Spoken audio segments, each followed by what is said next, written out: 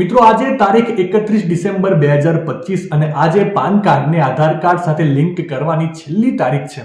અને જો તમે પાન કાર્ડને આધાર કાર્ડ સાથે લિંક ન કરી હોય તો તમારું પાન કાર્ડ 1 જાન્યુઆરી 2026 થી નિષ્ક્રિય થઈ શકે છે.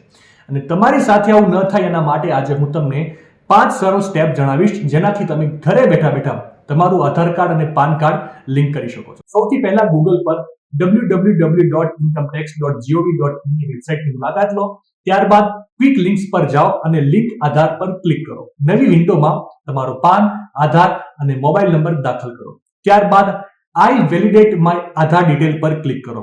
તમારા રજિસ્ટર્ડ મોબાઈલ નંબર પર તમને એક ઓટીપી મળશે. તે ઓટીપી તમારે ત્યાં દાખલ કરવાનો છે અને વેલિડેટ પર ક્લિક કરવાનું છે. અને આ પછી તમારું પાન તમારા આધાર કાર્ડ સાથે લિંક થઈ જશે. માહિતી સારી લાગી હોય તો રીલને વધારે શેર કરજો અને આવી જ અવનવી માહિતી માટે સંદેશ ડિજિટલ સાથે જોડાયેલા રહેજો.